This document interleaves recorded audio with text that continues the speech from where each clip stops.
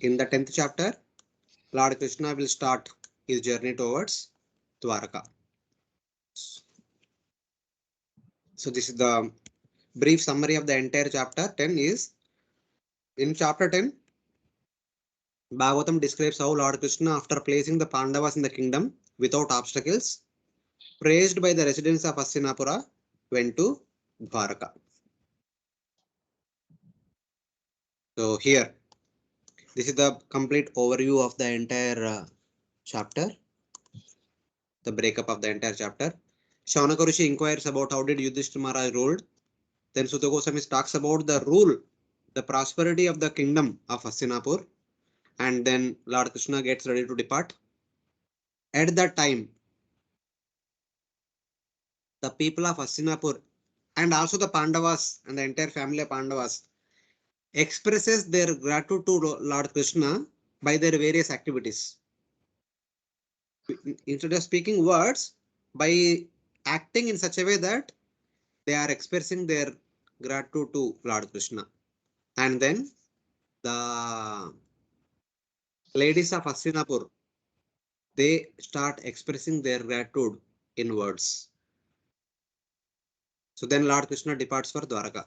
So this chapter mainly focuses about the devotional sentiments of the ladies of Hastinapur. If you see from the very beginning of this section, we are seeing about so many people, so many devotees. Like first Uttara came, then Kunti Maharani came. Now the ladies of Hastinapur are there. In the next chapter, we see the residents of Dwaraka and the queens of Lord Krishna in Dwaraka. It's like that. So Bhagavatam clearly shows there is no gender discrimination. Devotee, whoever he may be, whether male or female, devotee is devotee. It does not matter. So, from that point of view, we can appreciate how the scriptures uh, see the devotees as devotees instead of seeing them as gender specific. So now, in the very first verse, Shaunaka Rishi inquires from Sutta Goswami. Shaunaka Uvacha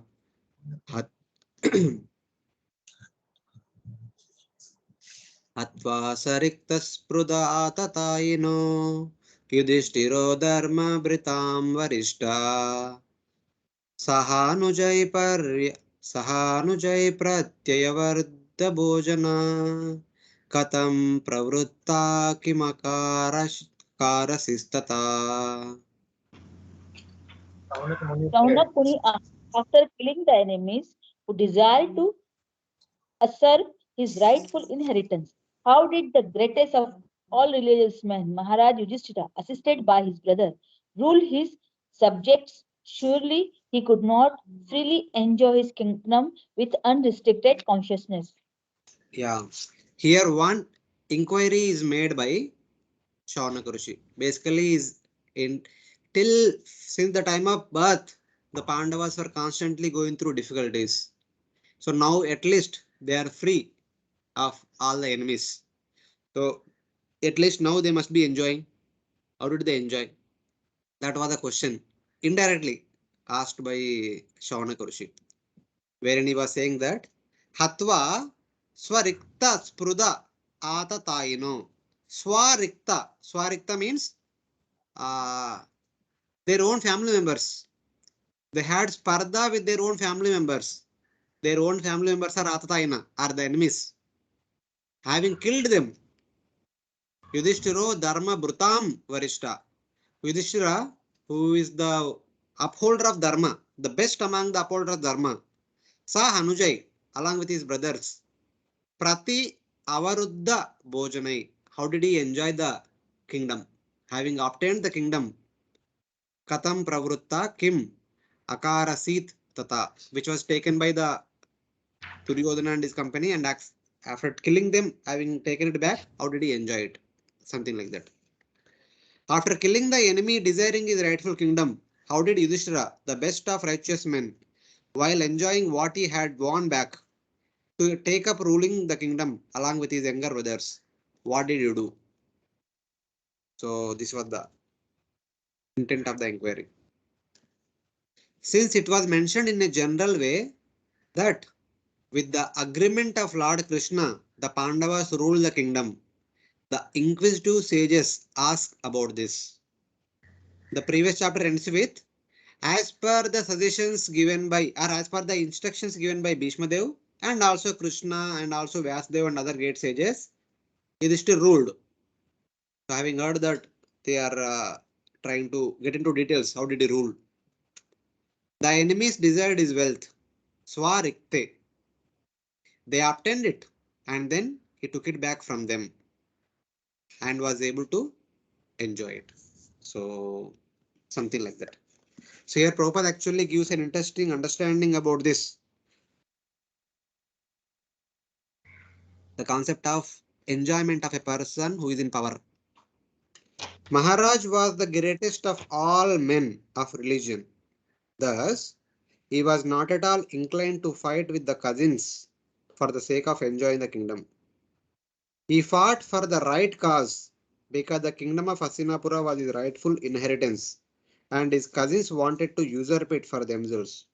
He fought, therefore, for the right cause under the guidance of Lord Sri Krishna, but he could not enjoy the results of his victory because his cousins were all killed in the fight. He therefore ruled over the kingdom as a matter of duty, assisted by his younger brothers. The inquiry was important for Shaunaka Rishi, who wanted to know about the behavior of Maharaj Yudhisthira when he was at ease to enjoy the kingdom. From the material point of view, becoming monarch of a huge kingdom is a great opportunity for unlimited enjoyment.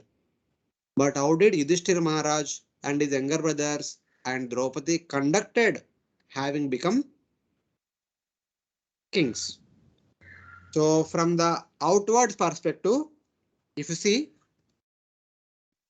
the five Pandavas, after marrying Draupadi, they also married many other queens individually.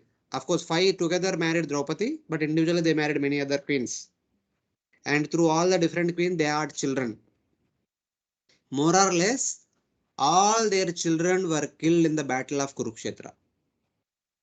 And their worshipful personalities such as Bhishma, Drona, Shalya, Somadatta, Bhurishrava, Kuntiboja, and their close friends such as Drushtadrumna, Shikandi, and their elders like Drupada, Virata,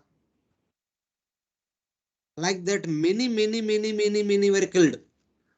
And their most lovable objects, the son of Subhadra, that was Abhimanyu, and the five sons of Draupadi, the five Upapandavas, and the son of Hidimbi through Bhima, Gatotkath. These were their most lovable objects of affection, and all of them were killed in the battlefield. What is there for them to continue in the life? Why would Draupadi, who lost her five sons, not only five sons, she lost her father, she lost her brother, she lost her half brother and half sister, Shikandi. So, in that way, and everyone were lost, even not only Drushtadrumna and Shikandi or all these people, their sons were also killed, and other sons of Drupada Maharaj and their sons, like that, the entire family, in one sense, everything got destroyed in the battlefield of Kurukshetra. Why would they continue to live at all after seeing the death of all their dearmost family members? Why would Yudhishthira Maharaj would continue to rule? For whose sake Abhimanyu died? For whose sake the five Pandavas died?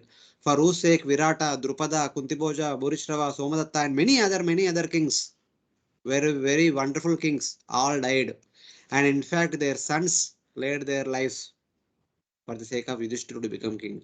But why would he continue to rule? The only one reason is because Krishna wanted he should be continuing as a king. So neither for Draupadi, nor for Subhadra, nor for Yudhishthir or any other Pandavas. So their life is complete surrender to Krishna. Their only ambition in their life is just to follow the instructions of Lord Krishna. Only with that reason they are continuing to rule over the kingdom. They are doing all this only for the as a matter of duty. This also can be understood very nicely in one of the future chapter. I think 15th chapter. At the end of the 14th chapter to 15th chapter, it continues. As soon as Yudhisthira heard that Lord Krishna left from this abode, Yudhishthira Maharaj did not continue even one more second at the king. Immediately he enthroned Parikshit Maharaj the next king and he started walking towards north. So this is the consciousness of Yudhishthir, and this is the consciousness of Draupadi, and this is the consciousness of other Pandavas. So Prabhupada actually glorifies in this entire chapter about the importance of having such kind of a ruler. Such kind of a ruler, in spite of having so many facilities, so much power, they will never misuse those facilities and misuse those powers. Their only interest lies in the welfare of people in general. Of course, as a devotee of the Lord, they are simply following the mission of the Supreme Lord. So just to bring back the conditioned source to the spiritual world in that way. I mean, these are a couple of points just wanted to add on to it. Just think about it. In a normal condition, our surroundings, there are two things can happen. One thing, people either become virakta when they see that all their relatives, friends, and children are died. They are not interested in any other activities, any other duties. Or if somebody gets power like this, they are interested in enjoying, exploiting as much as possible. Either of these two cases can be possible in the current scenario which we see around us. But the Pandavas are setting a unimaginable example here in this chapter, and in the upcoming chapters we can see that. So this is how a devotee displays his devotional service toward the Supreme Lord in spite of going through a lot of difficulties, but never deviates from one's surrender to Supreme Lord and one's responsibility toward the Supreme Personality of Godhead. I'm just repeating, don't think that I'm doing it everything. After reading through this chapter, so the mood what Prabhupada is trying to express in these verses, especially up to 20th verse. So this is what we can think of.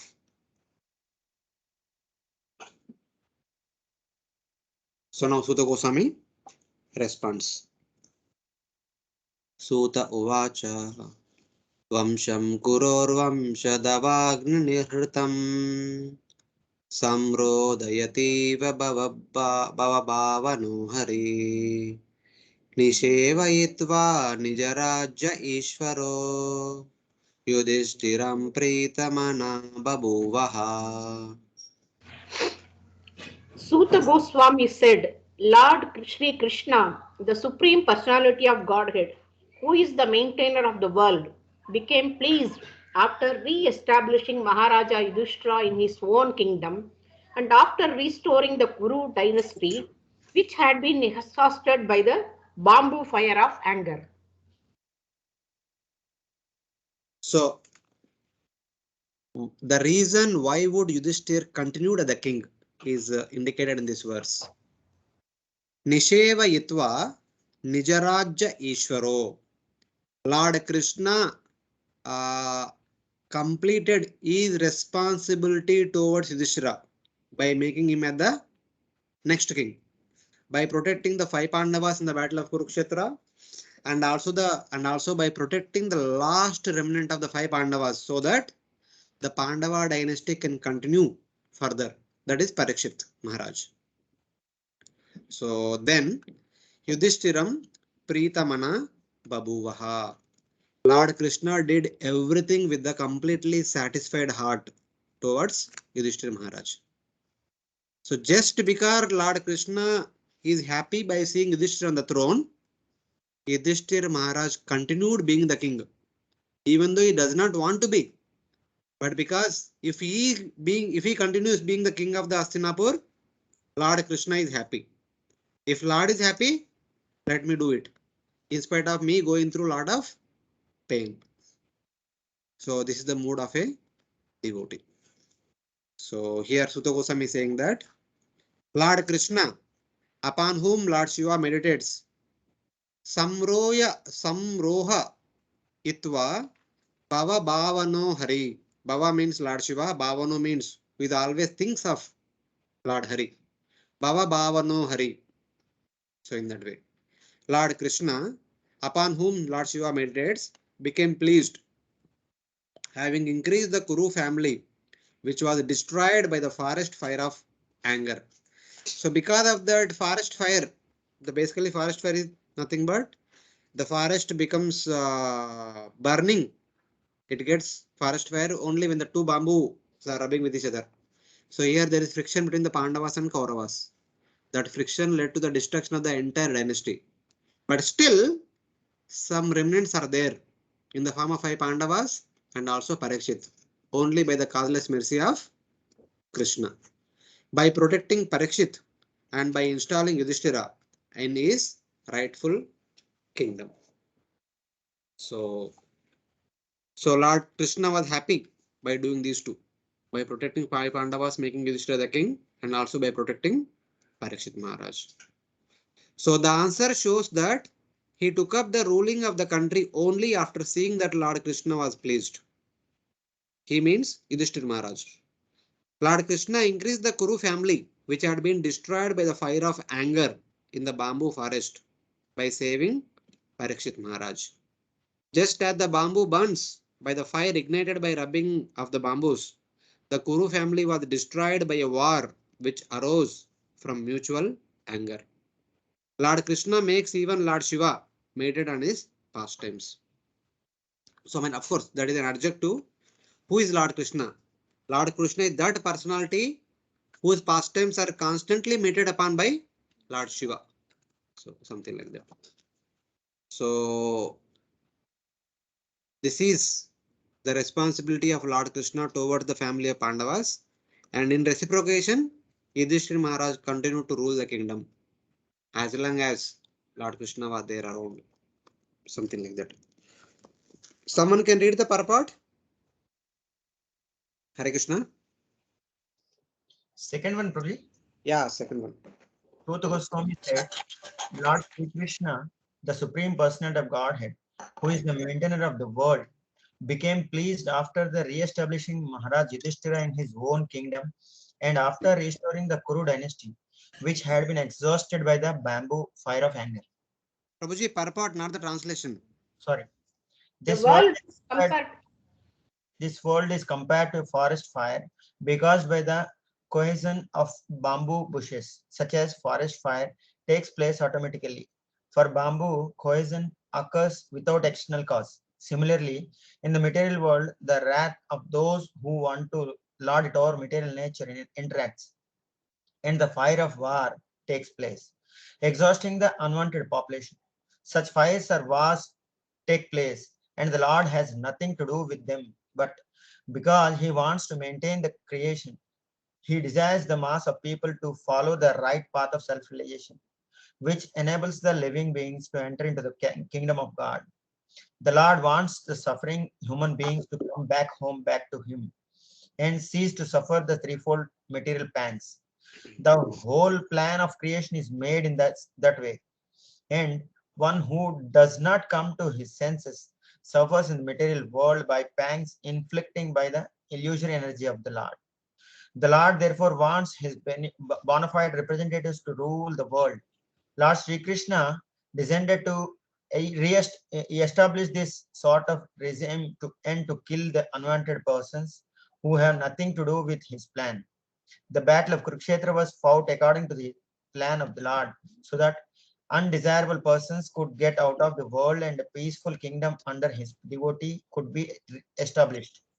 The Lord was therefore fully satisfied when King Yudhisthira was on the throne and the sealing on the dynasty of Kuru. In the person of Maharaj Parikshit was saved.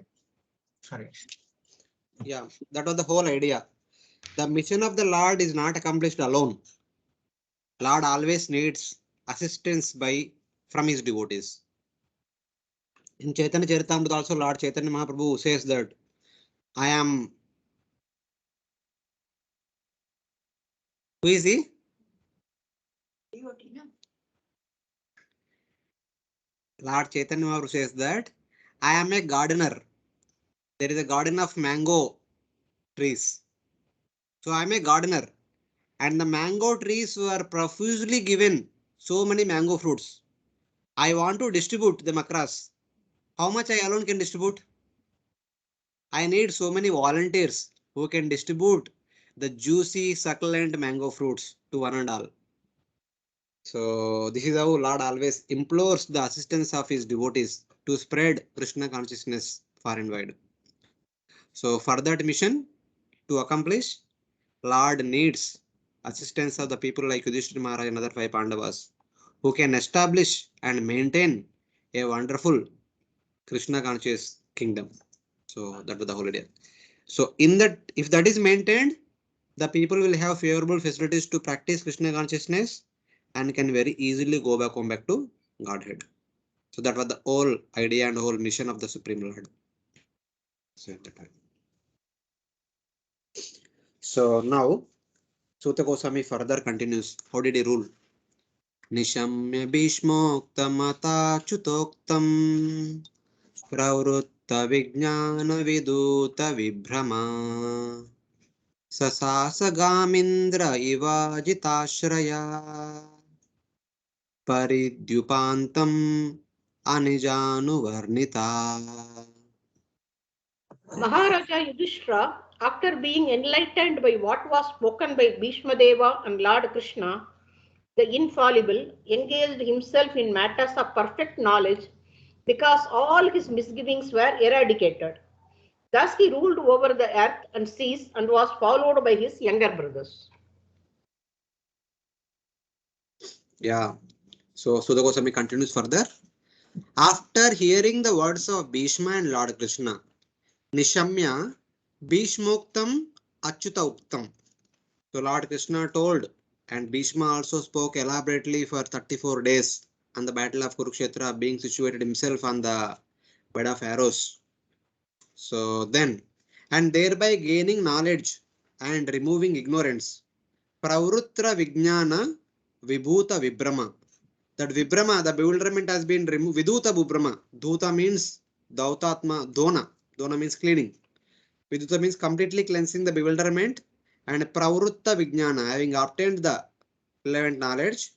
Yudhisthira, having taken shelter of Lord Krishna, ruled the earth, extending to the oceans with the cooperation of his brothers. Sa Shasha Gam Indra Ivajitashraya.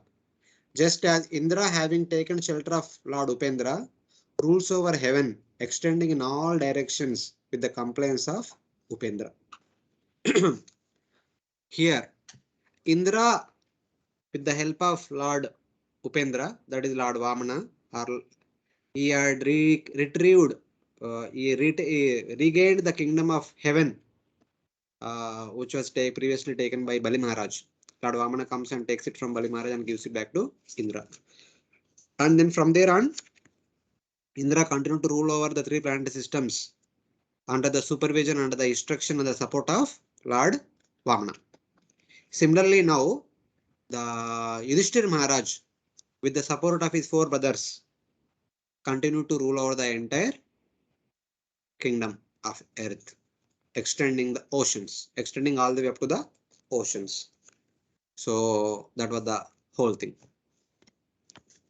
The knowledge which appeared was that the world is dependent on the Lord and is not independent. He was free of illusion that I am the doer. So there are the two aspects. What did Yudhisthira Maharaj understood and what was lost? What kind of bewilderment has been gone? So previously Yudhisthira Maharaj was saying, for those devotees you have heard today's Bhagavatam class, Yudhisthira Maharaj was thinking that I am the responsible person for the massacre of the 64 crores of people in the battlefield of Kurukshetra. He was thinking that he is the cause, he is the doer, he is the doer. That is actually bewilderment. So what kind of illusion is lost? I am the doer. Viduta Vibhrama. So in fact, one need to understand that one is not the doer. The doer is the time factor. That's what even Bhishma also told that. Everything is done by Kala only. It's not you nor anybody else. Sarvam Kala Kritam Manne. So everything is actually done by Kala only, like that, something like that. You people are just instruments only. You are not the doers. And what kind of knowledge appeared in the heart of Yudhisthira Maharaj? The world is depend upon the Lord and it is not independent. The entire universe is completely depend upon the Supreme Personality of Godhead. As Lord Krishna says in Bhagavad Gita, Mayadekshena Prakriti Suyate Sa Characharam. So it's like that. Everything is completely depend upon the Supreme Lord. So these are the two important things that Yudhishthir knew it, but still his understanding became strengthened, having heard from Bhishma and having heard from Krishna and others elders. Gam means earth and heaven. Ajita refers to Lord Krishna and Upendra. Indra takes shelter of Upendra. When in relation to Yudhishthira Maharaj, Ajita refers to Lord Krishna. In relation to Indra, Ajita refers to Lord Upendra, that is Lord Vamana. So Paridhi means ocean and also all directions upward as well in case of Indra. So in case of Yudhishthira Maharaj ruled over the earth, which is surrounded by the oceans.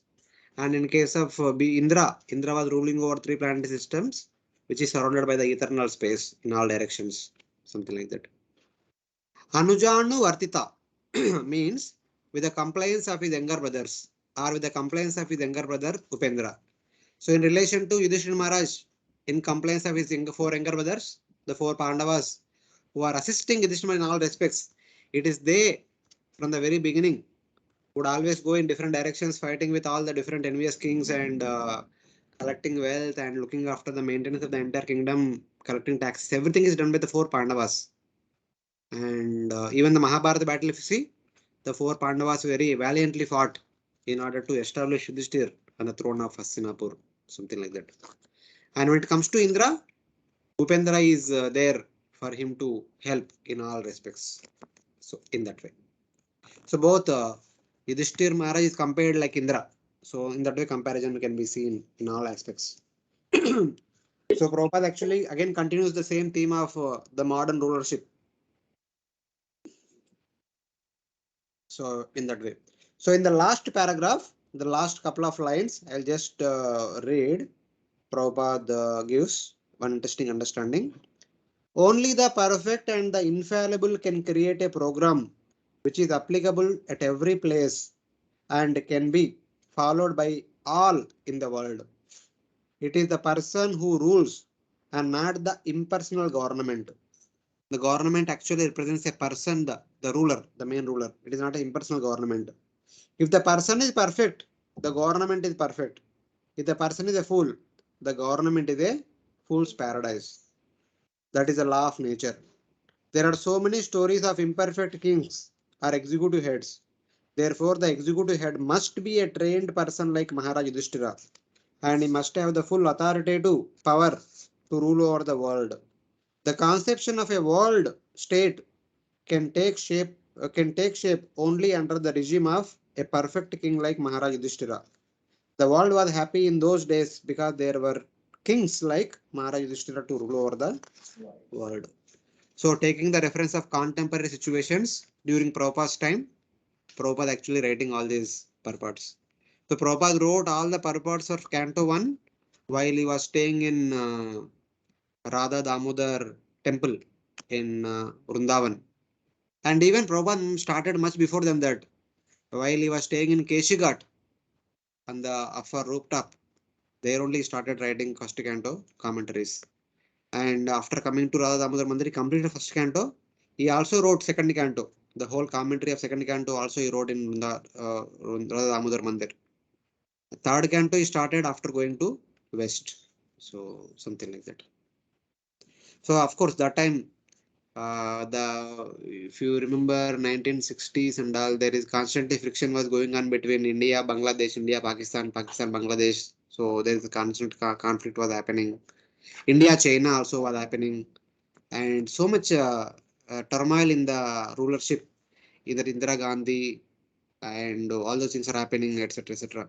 So taking all those things under consideration, Prabhupada writes such kind of commentaries. So further, Suta Goswami continues. Kamam Vavarsha Parjanya Sarva Kama Dugamayi Shishishusma Vrajangam Gava Pasya Sodaswatirmuda. During the reign of Maharaj Yudhisthira, the clouds showered all the water that people needed, and the earth produced all the necessities of man in profusion. Due to its fatty milk bag and cheerful attitude, the cow used to moisten the grazing ground with milk. Yeah. So sometimes we hear in the politicians when they go on propagation before the elections, they always say that they promise that we will bring Ramaraja back. So from Ramayana we hear and read about Ramaraja, how prosperous it was. And here in couple of verses, we see that what was the situation during Yudhishthira Maharaj was ruling. Bhagavatam clearly mentions in the 9th canto, we see that though Lord Rama appeared during Treta Yuga, but as long as he was ruling, that time it was everywhere Satya Yuga.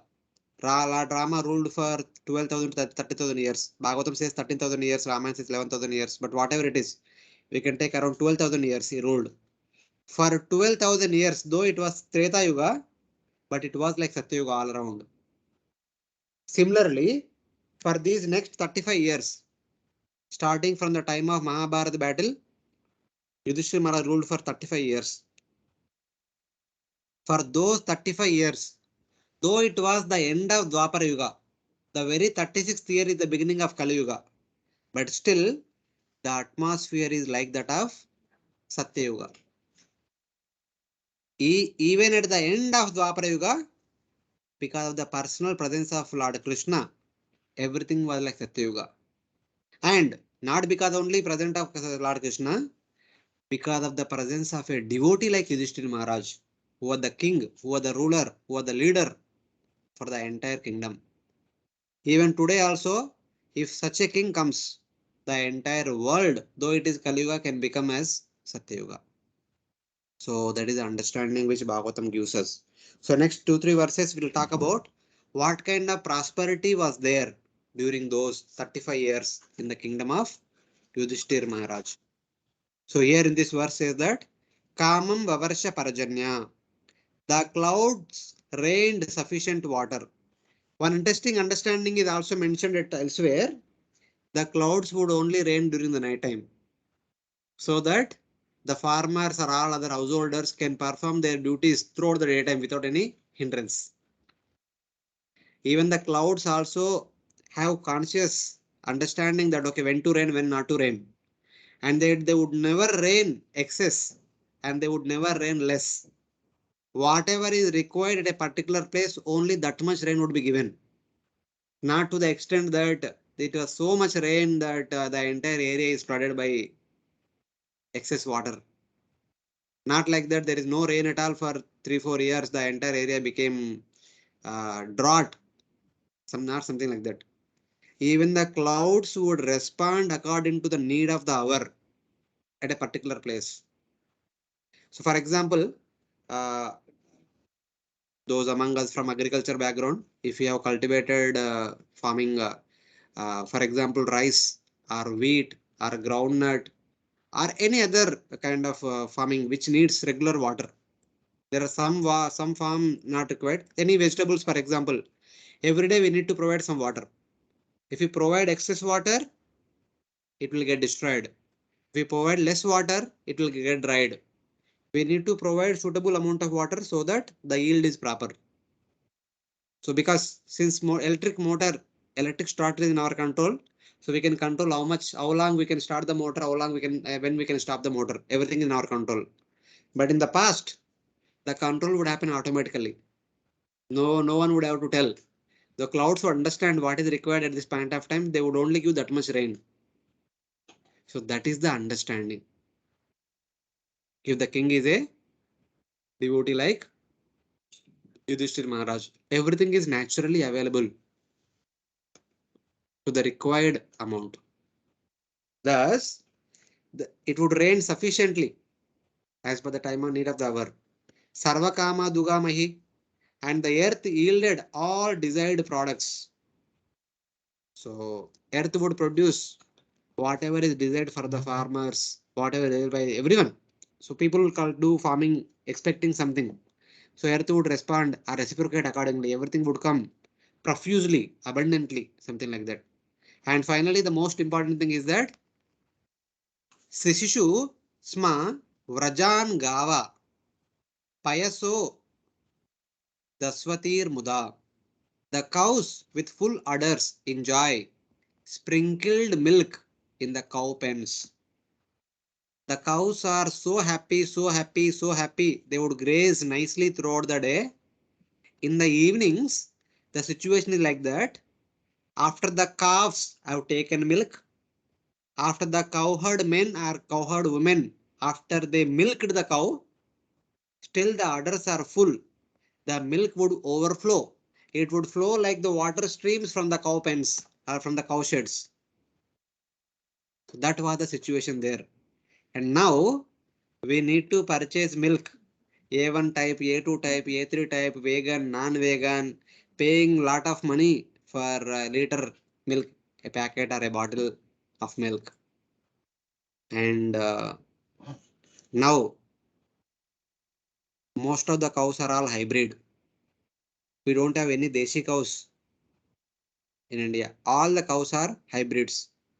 And in the cow farms, wherever the cows are called grown up in a huge number, due to lack of people who can milk the cows, they actually take out the milk through machines.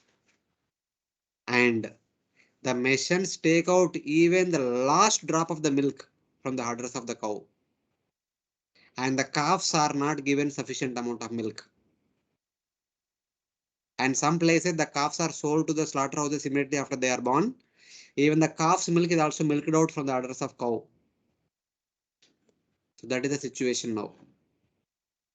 So just see the comparison between the situation during the time of Yudhisthira Maharaj and now. So the milk was profusely available. There was no need to purchase the milk. It would go from the cow sheds like the water streams. Just like water is available naturally, the milk would also be available naturally. So that was the situation. Just think of one moment like Nanda Maharaj having 900,000 cows. Rujavanu Maharaj having 1100,000 cows. One person, how can he have that so many cows? Just think about it. Not that since they are the leaders of the entire village, all the cows are with them. Not like that. Others also had cows, maybe less number, but had many cows. So that many number of cows they would have. So nowadays, if you see, I'm sorry to say this, but this is I'm just sharing some personal experiences.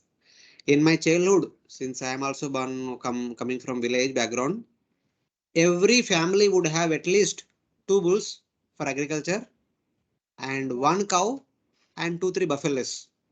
Without fail, at least one cow. Some of them would have more cows also. Some of them would have two pairs of bulls, four bulls or six bulls if they have a lot of land and a lot of men to do agriculture in their family. Every home naturally by nature naturally would have at least two bulls, one or two cows and one or two buffaloes, and in every home there is sufficient amount of milk.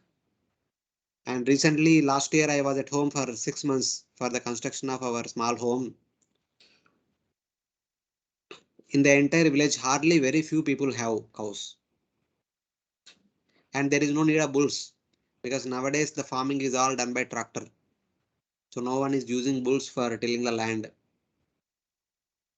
And whatever cows are there, they are all Jersey cows. They are not Deshi cows, the hybrid Jersey breed. So because the Jersey breed cow will give lot of milk. So of course now the cows are seen as the business model. So only for the purpose of getting milk and selling milk and getting profit. Because now the milk business is a very what you can say, it is going on flying colors. Because there are not many cows, the milk is very costly now. So liter milk they are getting like 100 rupees or something like that in the villages. So It is like most attractive proposal for the people to have. So something like that. And because they need to take care of the cows, the Jersey cows, the entire land is used instead of cultivating rice, wheat, etc. They are using to cultivate the grass for the cows. So something like that. If the same thing continues for a few more decades, we will have trouble to get food grains, natural food grains. Maybe somewhere in a big, huge multinational farming company would produce all the hybrid grains and they will purchase at high rates and we need to purchase them, something like that. So that if this is the kind of thing goes on, we can imagine what will happen to our next generation. So something like that. So Prabhupada actually talks about the same things.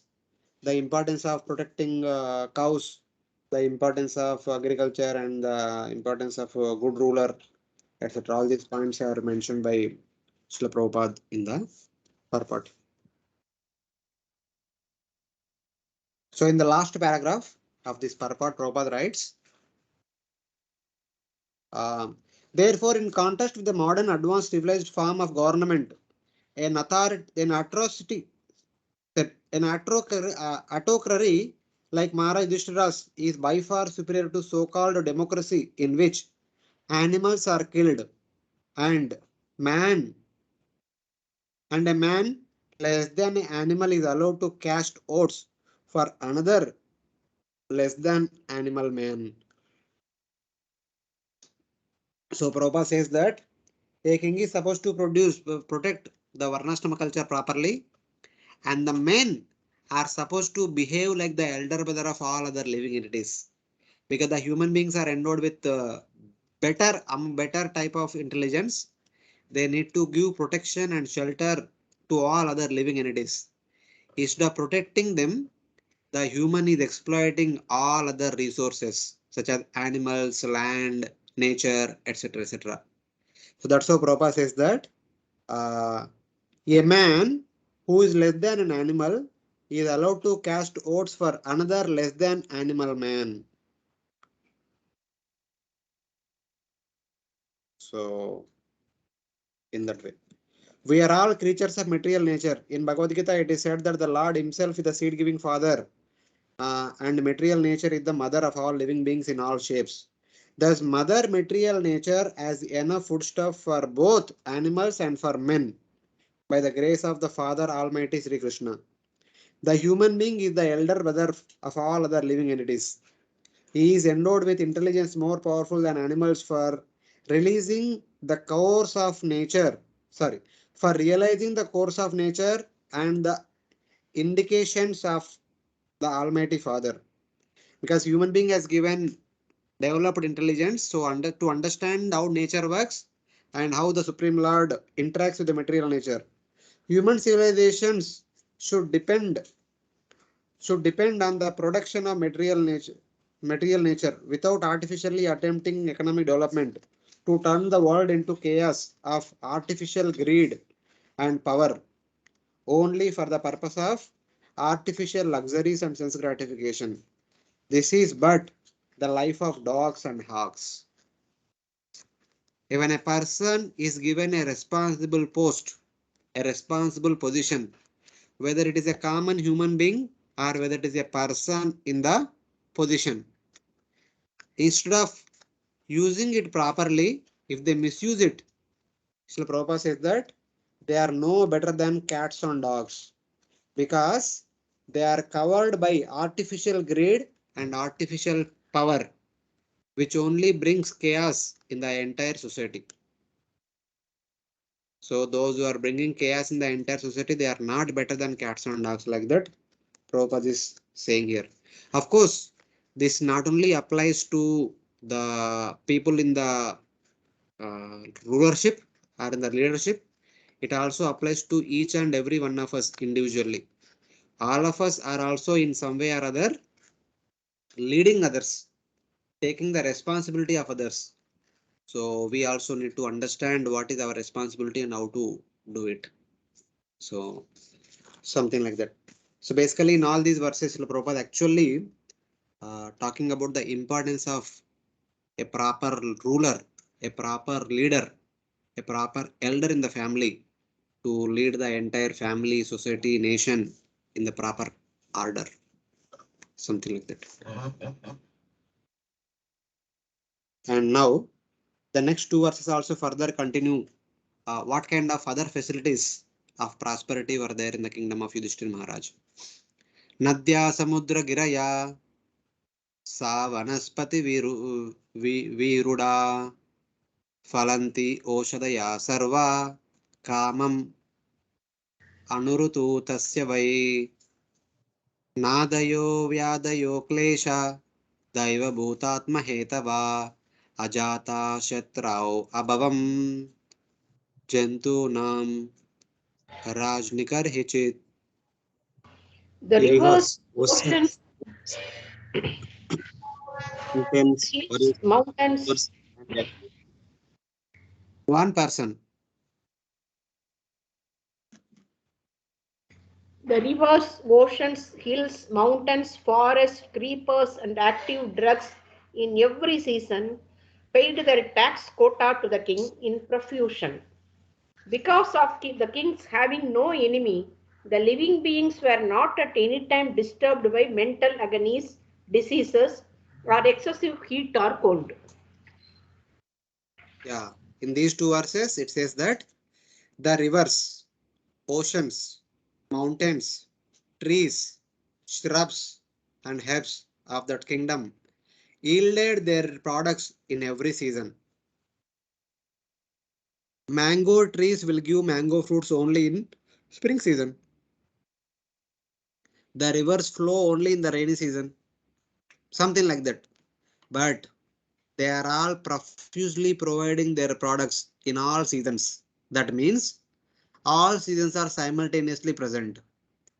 Every season is competing with other season that I would work throughout the year. I would serve throughout the year. Generally, spring season would come only for 2 months, April, March, April, May, or something like during that time. But now spring says that no, I would like to serve Yudhishthira Maharaj throughout the year. The spring is there throughout the year. Monsoon is there throughout the year. Not disturbing others, but acting in a profuse way. For example, that rain things we have discussed just now. In our normal today understanding, the rains come only for 4 months. I think, I mean, starting from June, July, it starts all the way up to October. More or less, maybe once in a while it may be there. But November all the way up to the next to April, there won't be any rains. But in the case of Yudhishthira, it's not like that. Rains are there throughout the year, but only in the night time without causing disturbance to anybody and only to the extent what is needed. And in the summer, we have so much difficulty of going out, but the spring season would come in the summer, so everyone would feel normally. In the winter, we feel so much intense cold, and summer would come in the winter, so that we don't feel so much intense cold. Weather will be pleasant, something like that. So in the summer, we have too much heat, in the winter too much cold. But when both the seasons are together, it is neither too cold nor too hot. Or if people desiring too cold, little colder, it will be little colder. If people desire little warmer, it will be little warmth. So all the seasons are competing with each other to serve in general throughout the kingdom. So something like that. Huh? Yeah. Something like that. So that's how we can understand what do you mean by Satyuga. Satyuga means everything is available profusely at every point of time and plenty in that way. Something like that. And herbs of kingdom yielding their products in every season. While Yudhishthira ruled, the living beings suffered no anxieties. Satyuga means no anxiety, no sickness, no inconvenience caused by nature, Daiva, Bhuta, Atma, Hedava, either caused by Adi Daivika Klesha, either by nature or caused by other living entities, Adi Bhautika Klesha, are caused by one's own body and mind, Adhyatmika Klesha. None of these three kleshas are there. And these three things we can actually really correlate what's happening from the last 2 years. Anxiety, constant anxiety, what will happen next week, next month, lockdown will come or will go away or something like that. Sickness, constantly worried about corona 1, 2, 3, 4, 5, 6, 7, 8, 9, and inconvenience. So many restrictions, going out, not going out, vaccinated, not vaccinated, this pass, that pass, mask, sanitizer, social distance, etc. So we can see all these things now. So in that way. Of course, Prabhupada actually takes this into consideration, says that if everything is profusely available, there is no need of quarreling with each other. Everyone is profusely, abundantly provided with all the facilities, all the prosperities. There is no reason for fight, conflicts between people, because things are not abundantly available. There is competition, there is conflict, there is fight, and constant anxiety, inconvenience, and problems. So if everything is available, there will be no reason for fight between people and animals. So something like that.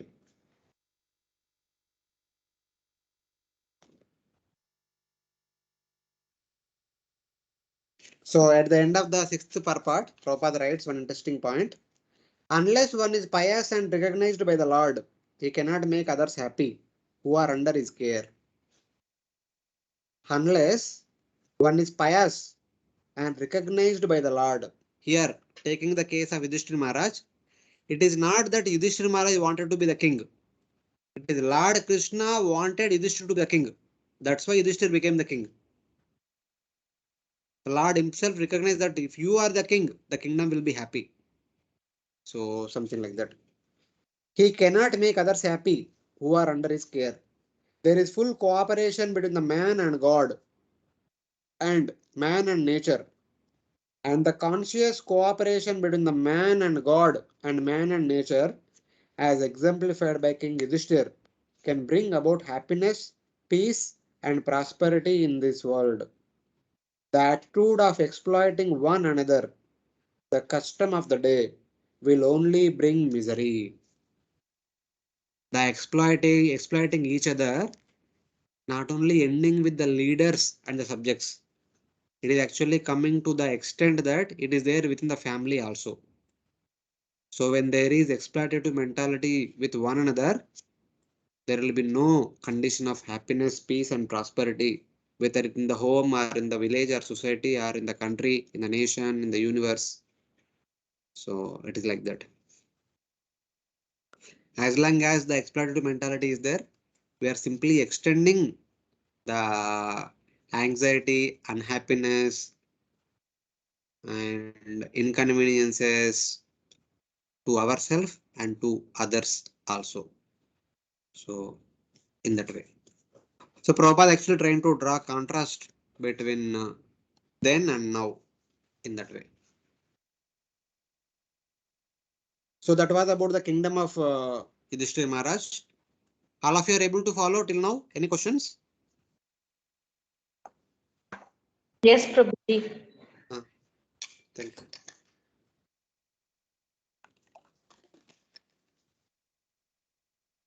No questions from anyone? Okay, we'll continue. Ushitva Hastinapure. So, Masan Katipayan Hari. Suhrudam cha Vishokaya. Swatuscha Priyakamyaya. Shri Hari. Amantraya Chabhyanujata. Parisvajjabivadytam. Aruroharatam Kaischet. Parisvakto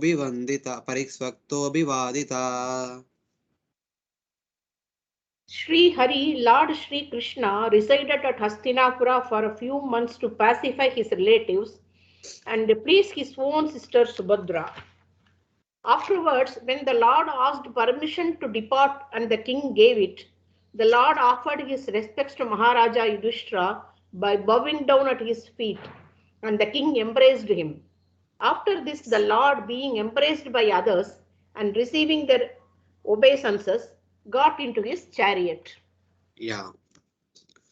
Here it says that now Lord is getting ready to go to Dwaraka. Staying for several months in Hastinapur to console his friends and please Subhadra, Lord Krishna, after taking permission to leave, addressing and embracing Yudhisthira, bid farewell and mounted his chariot while being addressed and embraced by others. So Lord Krishna came to Kampilya during the marriage of Abhimanyu, stayed there for some time, then again went to Dwaraka. Both Duryodhana and Arjuna came asking for the support of the Yadavas. Balrama told that none of the Yadava family members take part in the battle of Kurukshetra. And Krishna told that my Narayana Sena will fight one side and I will be there to guide on the other side. Arjuna chose Krishna, Duryodhana took the army and fight happened. Krishna came there to again Kampilya, then Krishna went as a peace messenger. Again, the Kauravas did not agree and they came to Kurukshetra. The battle was fought. Again, the Pandavas went to Hastinapur, pacified Dhritarashtra and Gandhari. Then they requested Yudhisthira to become the king. Yudhisthira said, no, no, no, no. Then Krishna told, at least accept the throne, put the mukut and come in front of Bhishma, who was waiting to see you like that. And ask Bhishma whether you are qualified to become the king or not. Bhishma pacified Yudhisthira and instructed him how to rule. And then Yudhishthira Maharaj came.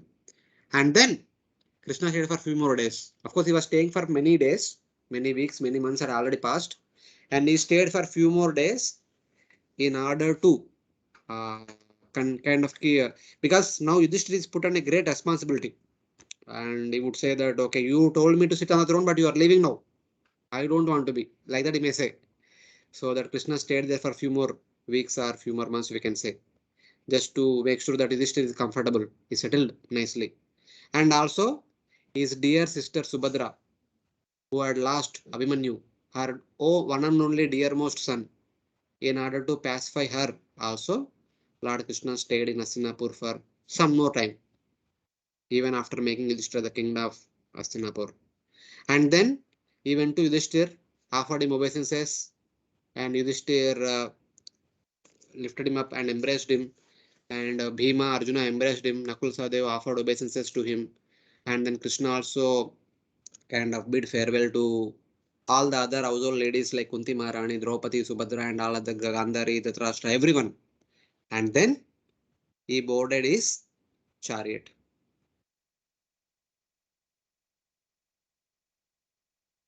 So then what happened? Saubhadra, Draupadi, Kunti, Virata, Tanaya, Tata, Gandhari, Dhartarashtascha, Yuyusdur, Gautamo, Yamo, Rukodarascha, Daumascha, Striyomasya, Sutadaya, Nasehire, Vimuhyanto, Viraham, Sarangadanmana. At that time, Subhadra, Draupadi, Kunti, Uttara, Gandhari, Dhritarashtra, Yuyutsu, Krupacharya, Nakul, Sahadeva, Bhimsena, Dhomya, and Satyavati all nearly fainted because it was impossible for them to bear the separation from the Lord Krishna. Yeah. Who are all there to bid him farewell? The list is given here. Subhadra was there, Draupadi was there, Kunti was there, Uttara was there, Gandhari was there, Dhritarashtra was there, Yusu was there, Krupacharya was there. Yusu was the one and only son left behind of Dhritarashtra. Dhritarashtra had a son through a maid servant. His name was Yusu, who fought from the side of Pandavas. He was only one person still alive from the side of Kauravas. Krupacharya, Nakula, Sahadeva, Bhima, Daumya were the family priests of the Pandavas. Uttara and other women, falling into confusion, could not bear separation from Krishna. So in the translation, the BPT translation, you see the second time, the Matsya Sutta, the translation says that it was Satyavati. But actually Satyavati is not there at this time. Satyavati went back long back. So before Pandu died only, Vyadev tells Satyavati, my dear mother, don't stay here anymore. Now on, the situation will be very, very, very critical. So please leave home. That time Satyavati along with Ambika and Ambalika goes to Badrikashram there, continues their remaining part of life. So Satyavati is not at all here. But this Matsya Sutta refers to, again, because Virata's daughter was Uttara, and Virata is the king of the Matsya Raja. So Matsya Suta means the daughter of the Matsya kingdom. So that is again refers to uh, Uttara only. Yusu was Dhritarashtra's son by Vaishya wife. Gautama is Krupa. So Krupacharya comes in that lineage. And then Matsya Suta refers to Uttara. Her name is repeated because of the confusion arising and thinking of how her embryo was saved from Krishna, saved by Krishna. Or it can refer to Satyavati. So thinking that Satyavati's name is there, but it actually refers to Uttara only. So all these ladies were there to bid farewell to Lord Krishna while he was about to leave for Dwaraka. Hare Krishna Sas- Prabhuji. Yes, Mataji. Vikrodara is Bhima, correct? No? Bhimasena. Vrukudara is Bhima. Vik- Vrukudara is Bhima, then Daumya is Daumya.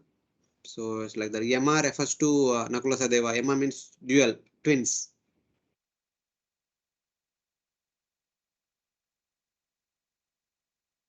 Bhima is there, na? Nakula Sadeva, and then Bhima, and then Daumya Uttara. All are there. All names are there. Sassangan Mukta Dussango Hatum Nostahate Buddha Kirtemanam Yasho Yasya Sakrad Akarnya Rochanam Tasminyastadiyo Partha Saheran Viharam Katam Darshanasparasha Samlapa Shayanasana Bhojanai. The intelligent The intelligent who have understood the Supreme Lord in association with pure devotees and have become freed from bad materialistic association can never avoid hearing the glories of the Lord, even though they have heard them only once. How then could the Pandavas tolerate his separation? For they had been intimately associated with his person, seeing him face to face, touching him, conversing with him, and sleeping, sitting, and dining with him. Yeah. What is the relationship between Pandavas and Krishna? So that is mentioned in these two verses. The intelligent person freed from bad association by good association. Satsangan mukta dustango. We can only be freed from bad association only if we are in good association. Cannot give up the pleasing qualities of Krishna, which have been recited even if he hears them once. Kirtimanam yasho yasya sakrad akarnya rochanam. Sakrad means even once. A intelligent person, a Buddha, will never be away from the continuous hearing and contemplation and speaking of Krishna's wonderful qualities. Because in this material world, this is the only way to stay away from bad association. Only as long as we are in the good association, we can stay away from bad association. And Lord Krishna's qualities are so attractive that even if one hears once, one can never give them up. It is like that. So then, if this is the case for the people outside who are intelligent, who understands the glorious nature of Lord Krishna's nature, then what to speak of Pandavas, who constantly dwelled with Lord Krishna continuously again and again. Lord Krishna spent more time with the Pandavas than with his queens in Dwaraka. After their marriage, actually Lord Krishna keeps visiting Indraprastha, Dwaraka, Hastinapur again and again. He would spend more time with them than in Dwaraka itself. So in that way. Then it says that, then how could the Pandavas who are absorbed in him while eating, sitting, sleeping, talking, touching, and seeing tolerate separation from him? Even an intelligent person, when they hear Krishna's Nama Rupa Gunala even once, they can never be away from those things. They will continue to, they want to continue to hear or sing or contemplate upon them. And Pandavas not only just heard about Krishna, they've actually spent many moments with Krishna while eating together. All the five Pandavas would eat together. It is said in Mahabharata that both and Arjuna would be inseparable. When eat, they would sit together. When sleep, they would sleep together. When they go out, they would go together. Even many times, both Krishna and Arjuna would share their asan. Krishna would not needed a separate chair to sit in the royal assembly of Yudhisthira Maharaj. Both Krishna and Arjuna would sit in the same chair. So that was the thick friendship between Krishna and Arjuna. So it is like that. So when Krishna would go out, Arjuna would always accompany him. When Arjuna would go out, Krishna would always accompany him. So they were like both were one person with two bodies, something like that. Like eating, sitting, sleeping, talking, touching, and seeing. They are all doing together. So how could they bear separation from Lord Krishna? Especially at this point of time, Krishna did everything possible for the Pandavas. If it is not for Krishna, connected here and would have not been alive also from that point of view. So something like that. How could the Pandavas tolerate separation from the Lord, whose glories the intelligent person cannot give up, even if he hears them only once? Rochana means pleasing. The intelligent person is described as he who has given up bad association by taking good association. Without the association of devotees, bad association which causes attachment in this material world, which causes hatred and other bad qualities, will not disappear. As long as we do not come into the association of devotees, we cannot become freed from the materialistic association. So in that way, Prabhupada writes in the middle of the purport, he says that by associating with pure devotees and by hearing from them submissively, attachment for material enjoyment becomes slackened, and attraction for hearing about the transcendental activities of the Lord becomes prominent. It is only when we stay in the constant association of devotees and continue to hear from them submissively, our attraction for the material enjoyment will be kept at a far distance. Otherwise, it is not. Without the disappearance of bad qualities, a person will not become strongly attached to the pleasing qualities of the Lord. This is implied in the sentence. The Pandavas were absorbed in Lord Krishna while seeing, touching, sitting, sleeping, talking, walking, etc. etc. In every aspect of their life, Lord Krishna was there with them. And now Lord Krishna says that I am going to Dwaraka. How can they bear separation? So something like that. At the end of Purport, Prabhupada writes further, the Pandavas could not even think of separation of Sri Krishna, since the attraction was more intense for them because of the continuous personal contact. His remembrance by his form, quality, name, fame, pastimes, etc. is also attractive for the pure devotee. So much so that he forgets all forms, quality, name, fame, and activities of the mundane world. And due to his mature association with pure devotees, he is not out of contact with the Lord for a moment. Of course, for Pandavas, Krishna was personally present. For other devotees, Krishna becomes personal through the medium of hearing, speaking, and contemplation. So that's why, in order to stay in continuous touch with Krishna, the devotees always stay in the contact of all the other devotees so that they will get to hear about Krishna, speak about Krishna, contemplate about Krishna. So, like that.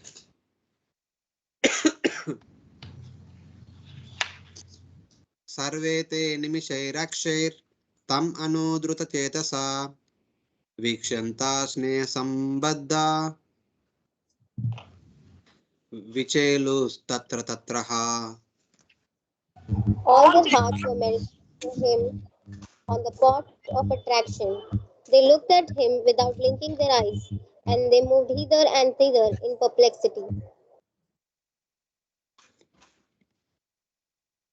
Here it says that looking upon him with unblinking eyes, their hearts melted. They became uh, filled with affection and moved everywhere he moved. The five Pandavas and all the other close family members of Lord Krishna. Wherever Krishna is moving, they are simply following him. They are just looking at him. They are not looking here and there. They are not thinking that, okay, when he will leave, when I can go do my own things. Not like that. They are actually, they want to see Krishna with intense attachment. They looked at him with unblinking eyes. After looking, their hearts melted. Then they became filled with affection. Then they followed him wherever he went. Whomsoever Lord Krishna went to meet, Lord Krishna might have gone to Kunti to meet to say bye bye. All the five Pandavas would go along with Krishna, standing behind him. So wherever Krishna would go, the five Pandavas would go along with him and constantly looking at him, something like that. So this is how they are expressing their affection, their gratitude towards Lord Krishna. Narudan Udgalad Bashpam Autkantya Devaki Sute Niryati Agaranno Badram Iti Syad Bandhavasriya.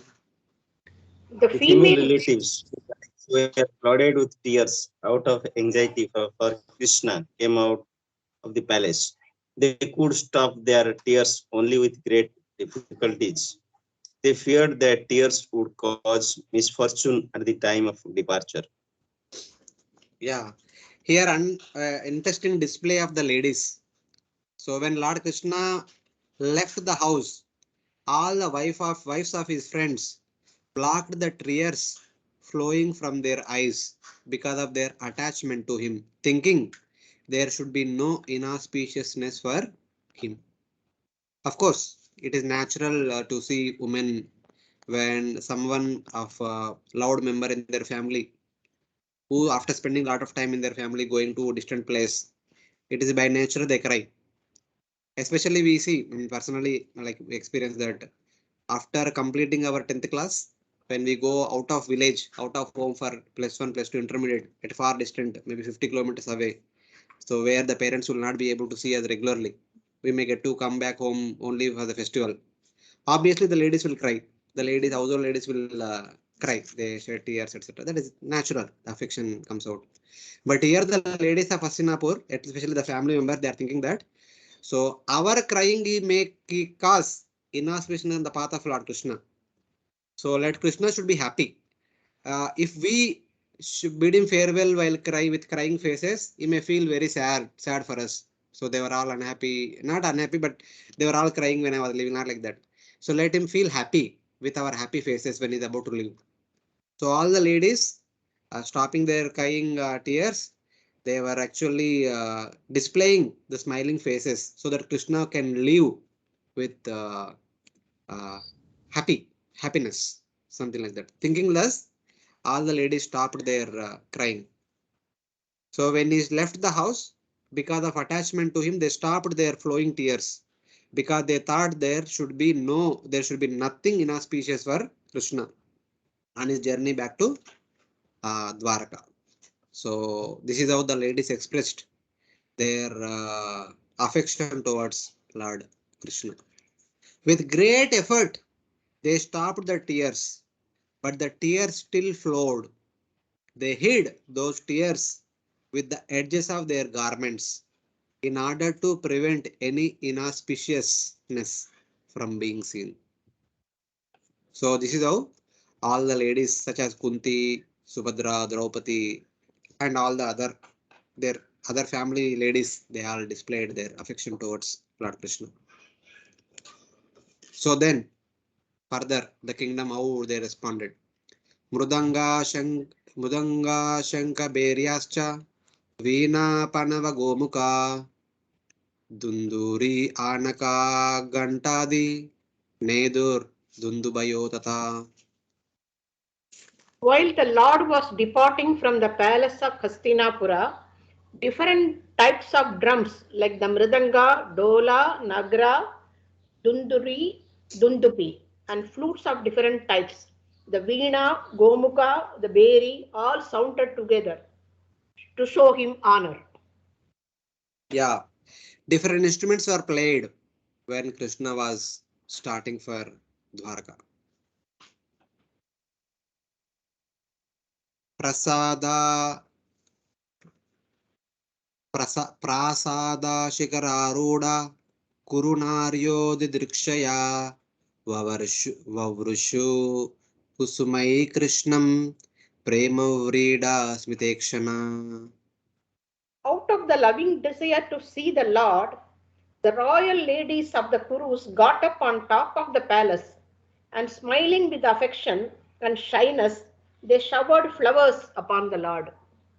And the ladies in the Hastinapur town, till now the ladies in the Antapura, in the palace of Yudhisthira Maharaj, we saw all the close family members.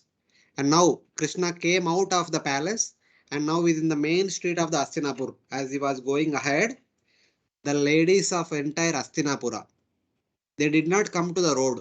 All the men were standing on the road. All the household ladies, they entered into the Prasada Shikararuda. Prasada means their houses, their bungalows. Shikararuda means they have climbed onto the terrace or balconies. From there, they are looking at Lord Krishna. The Kuru women climbing on the roofs of the palace to see, glancing at him, to convey smiles, shyness, and love, showered Krishna with flowers. So on the pathway, they showered flowers from the terraces of their respective buildings. Yesterday evening only we had flower festival. In the past, from the Jerokas, the flowers of which were offered to lordships would be thrown down on all the assembled devotees. Of course, nowadays that is stopped, but we can see here.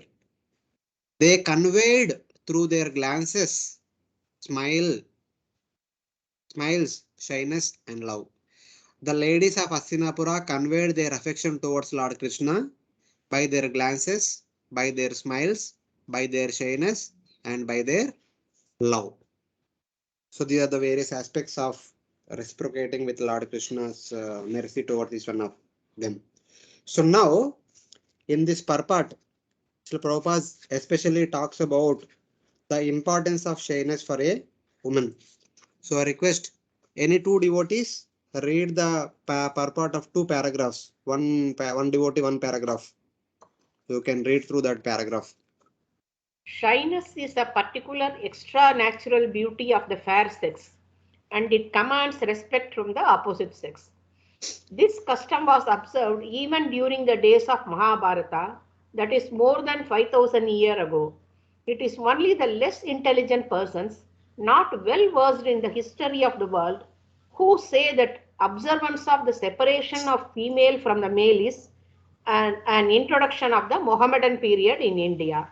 This incident from the Mahabharata period proves definitely that the ladies of the palace observed strict parda, restricted association with men, and instead of coming down in the open air with the where Lord Krishna and others were assembled, the ladies of the palace went up on the top of the palace and from there paid their respects to Lord Krishna by showers of flowers. It is definitely stated here that the ladies were smiling there on the top of the palace, checked by shyness. This shyness is a gift of nature to the fair sex, and it enhances their beauty and prestige. And even if they are a less important family, or even if they are less attractive, we have practical experience in this fact. A sweeper woman commanded the respect of many respectable gentlemen simply by manifesting a lady's shyness. Half-naked ladies in the street do not command any respect, but a shy sweeper's wife commands respect from all. Any other devotee can read the second paragraph. Human civilization, as conceived by all the sages of India, is to help one free himself from the clutches of illusion. The material energy, the material beauty of a woman is an illusion because actually the body is made of earth, water, fire, air, etc. But because there is the association of the living spark with matter, it appears to be beautiful. No one is attracted by the earthen dolls even if it is most perfectly prepared to attract the attention of others. The dead body has no beauty because no one will accept the dead body of the so-called beautiful woman. Therefore, the conclusion is that the spirit spark is beautiful, and because of the soul's beauty, one is attracted by the beauty of the outward body. The Vedic wisdom, therefore, forbids us to be attracted by false beauty. But because we are now in the darkness of ignorance, the Vedic civilization allows very restricted mixing of women and men. They say that the woman is considered to be the fire and the man is considered to be the butter. The butter must melt in association with fire, and therefore they may be brought together only when it is necessary. And shyness is a check to the unrestricted mixing. It is nature's gift and it must be utilized. Yeah. So here Prabhupada actually talks about some of the important qualities and aspects of interaction between male and female. So in that way, these are like some of the essential points to be considered and followed.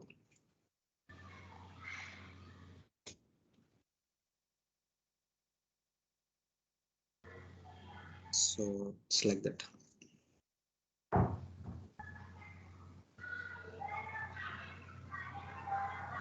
Krsna, kindly mute yourself.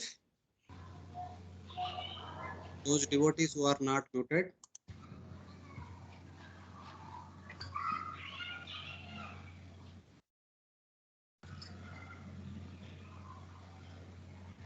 Hare Krishna, I just muted again. You are unmuting. Sītātapatram jagraha muktādāma vibhūshitam ratnadandam gudakesha priya priyatamasyaha. At that time, Arjuna, the great warrior and conqueror of sleep, who is the intimate friend of the most beloved Supreme Lord, took up an umbrella which had handle of jewels and was embroidered with lace and pearls. So Arjuna is called as Gudakesha. In the Bhagavad Gita also we heard Gudakesha. Arjuna, conqueror of sleep and dear to the Lord, held a white umbrella decorated with pearls and jewel-studded handle for his dearest friend. So when Krishna we sat on the chariot, Arjuna was also there behind Krishna holding the umbrella. So that umbrella description is given that white umbrella decorated with pearls all around on the canopy and jewel studded handle. The intermediate staff is like a jewel studded. So Prabhupada talks about those days all these things are naturally available. Prosperity is naturally available. But nowadays we are looking after all the artificial jewels, artificial diamonds. So what kind of prosperity do we have like that?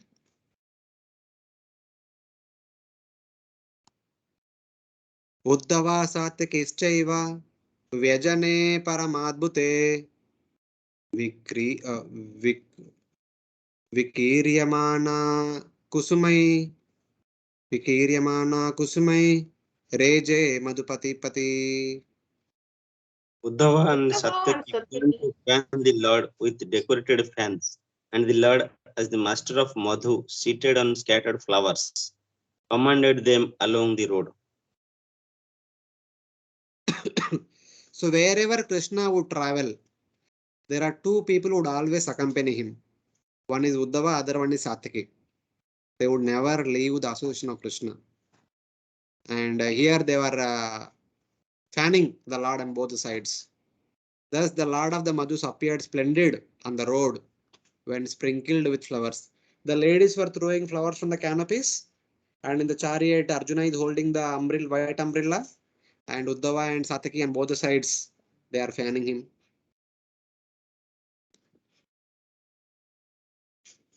Ashruyanta satyas tatra tatra dvijerita nanurupascha nirgunasya gunatmana.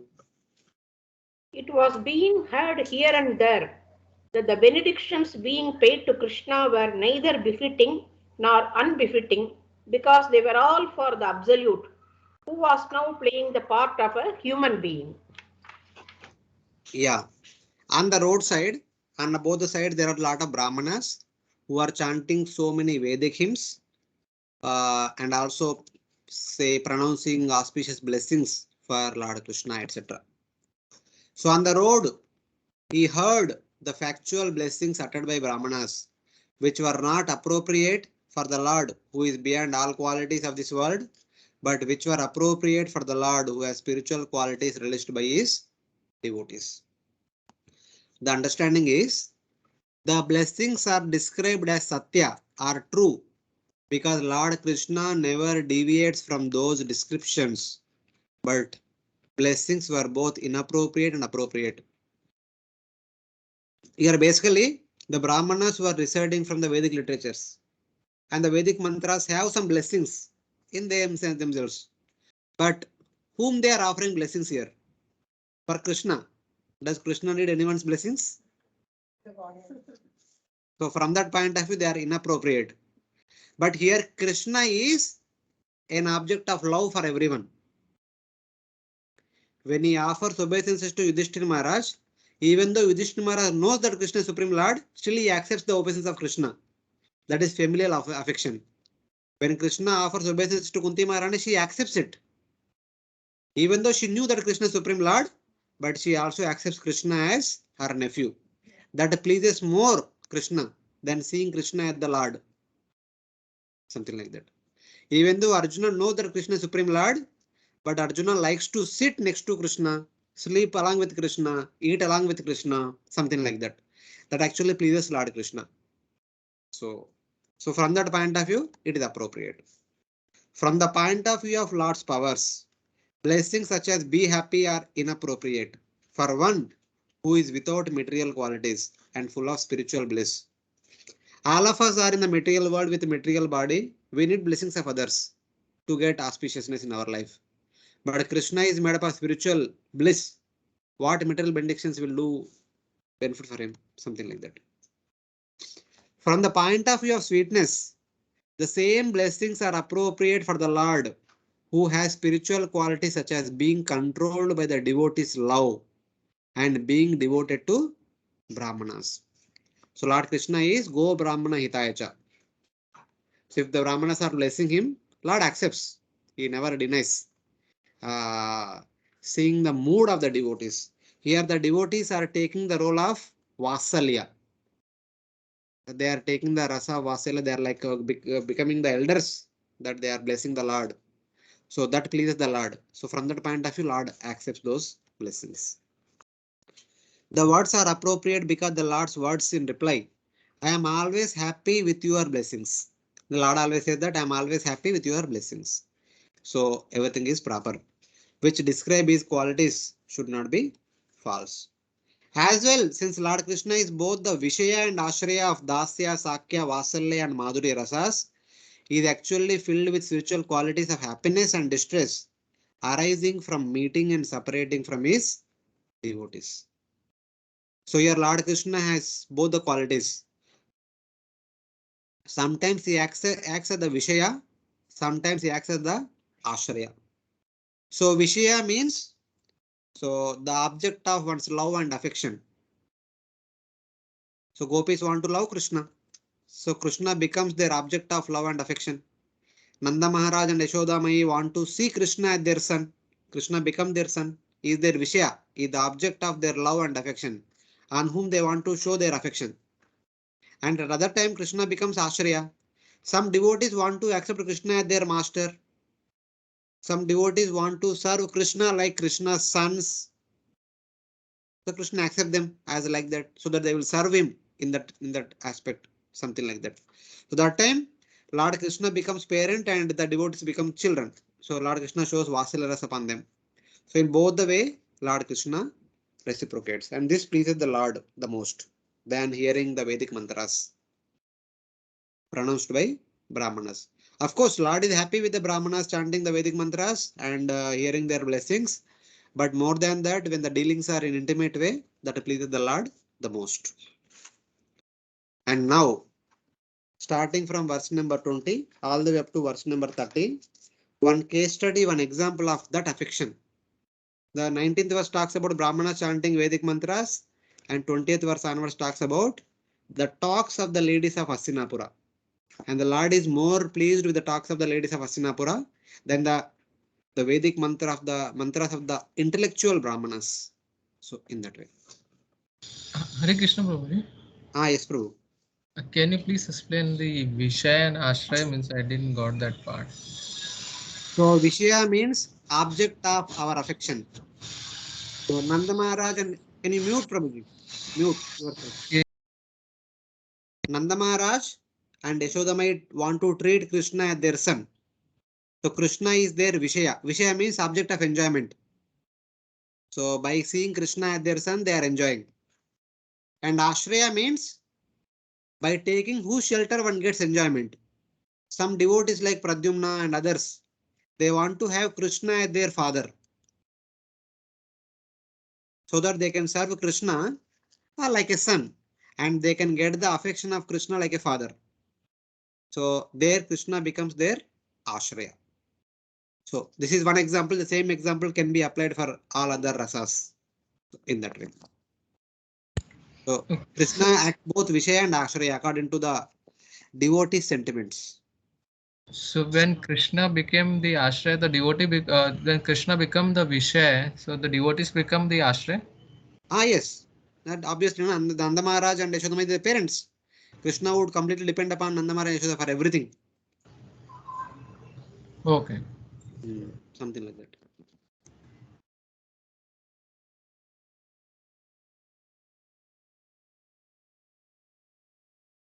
Anyonyamasi Sanjalpa Uttama Shloka Chetasam Kauravendra Purasrinam Sarvashruti Manoharaya. Absorbed Absorbed in in the the thought thought of of the transcendental transcendental qualities of the Lord, who is sung in select poetry, the ladies on the roofs of all the houses of the Hastinapur began to talk of him. This talk was more attractive than the hymns of the Vedas. So in the previous verse, the Brahmanas were chanting the Vedic hymns and also pronouncing blessings upon Lord Krishna. Now the ladies of Hastinapura, who were there on the rooftops and the balconies, from there they were showering flowers. Now by looking at Lord Krishna, they are expressing their heartfelt feelings that they have in the core of their heart to Lord Krishna from the rooftops. So the words spoken by these ladies of Hastinapura are more attractive than the Vedic hymns chanted by the Brahmanas there. The Kuru women, fully absorbed in Krishna, conversed about him with words attractive to all ears and minds. Sarva Shruti Manohara. The words spoken by these ladies attracted the ears and the minds of all Hastinapur people, including Lord Krishna, in that way. Their conversation was attractive to all ears and minds. Sarva Shruti Manohara. Another meaning is their conversation was attractive to all the Shruti scriptures, since their words were the embodiment of the Upanishads. The Shrutis were happy with the conversation. So whatever they are speaking is the highest essence of all the Vedic literatures. So thus even the Shrutis became very happy by hearing the words spoken by these simple ladies of Hastinapur. Very, very, very simple ladies of Hastinapur. So in the purport, Prabhupada writes maybe a couple of lines in the last part of the paragraph. The ladies who are all absorbed in the thought and action of the Lord developed the consciousness of Vedic wisdom by the grace of the Supreme Lord. And therefore, although such ladies might not have been very learned scholars in Sanskrit or otherwise, still whatever they spoke was more attractive than the Vedic hymns. The Vedic hymns in the Upanishads are sometimes indirectly directed to Supreme Lord. The Vedic hymns in the Upanishads are sometimes indirectly directed to Supreme Lord. The Vedas never, many times do not glorify the Lord directly. Always they glorify indirectly. But the talks of the ladies were directly spoken of the Lord, and thus they were more pleasing to the heart, the ears and mind. The ladies' talks appeared to be more valuable than the learned Brahmana's benedictions, which was mentioned in the previous verse. So what the lady spoke, that is from the 21st to 30 verses, about 10 prayers, very nice philosophical prayers offered by the ladies of Hastinapur. So in the previous chapters, we saw that Uttara glorified Krishna, Kunti Maharani glorified Krishna. Now the ladies are glorifying Krishna. Savai kilayam purusha puratana yayeka asid avishesha atmani agre gunebhyo gunadatmanishware nimilita nimilitatman nishisupta shaktishu. They said, here he is the original personality of Godhead, as we definitely remember him. He alone existed before the manifested creation of the modes of nature, and in him only, because he is the Supreme Lord, all living beings merge, as if sleeping at night, their energy is suspended. So before discussing one point, I'm thinking like this. Just see, even though the ladies might not have gone to Gurukul, they have not studied the Vedas, other Vedic literature systematically, following grammar, etc., etc. Still, what they are speaking in these 10 verses, if we understand them properly, so we'll see whether we'll be able to understand them properly or not. The what understanding the ladies of Hastinapur had. So on the other side, we can see this as if the king is a religious person, so then the entire kingdom is imbued with proper spiritual understanding. So since the king of Hastinapur was Yudhisthira Maharaj, and also the many other great devotees were residing there in Hastinapur, such as Bhishma and Vidura. They were all wonderful devotees of the Supreme Lord in the past. And Vasudeva would frequently visit Hastinapur, and Krishna also visiting again and again. Many great sages would always visit Hastinapur. As a result of that, even the simple ladies of the entire kingdom can know the very essential truths of the Vedic literature. We'll understand. If we understand these 10 verses, that itself is a great thing. Then, then we can estimate what is the caliber of the simple ladies of Hastinapur. So, like this is one side point I just want to state before going to further. So here the ladies are saying that Savai Kilayam Purusha Puratano. Krishna is certainly that ancient Purusha. Purusha Puratano, Purana Purusha. Ishvara Parama Krishna Sachidananda Vigraha Anadir Adir Govinda Sarva Karana Karanam. Anadir Adir Govinda. Govinda is the Adi Purusha, the original personality of Godhead, and who has no beginning. Purana Purusha is the one of the oldest person. That's what the ladies are saying. So then, who existed without expansions before the agitation of the gunas, who existed before the creation. Anadir Adir Govinda Sarva Karana Karanam, who is the cause of the creation, maintenance, and annihilation of the entire material world. First verse of Bhagavatam. It is also same, no? Yeah, Janmadhyasya Yato Anvayat. So he was existing before the beginning of the creation. That's what they are telling. So how they are saying that? Ya Eka Asid Avishesha Atmani. He was alone present before the beginning of creation. How did the creation begin? Agre Gunebhyo Jagad Atmanishware. At the beginning, he was alone existed for the purpose of creation. What he did? He agitated the gunas. He agitated the gunas of the material nature by glancing upon it at the beginning of the creation. By that agitation, creation happened. and it is he who maintains. And at the time of annihilation, the entire material nature again enters back into him only. So before the creation, he was alone there. After the annihilation, he will be alone there. And during the manifestation, he will be there to maintain. So there are all the three phases of time: past, present, and future.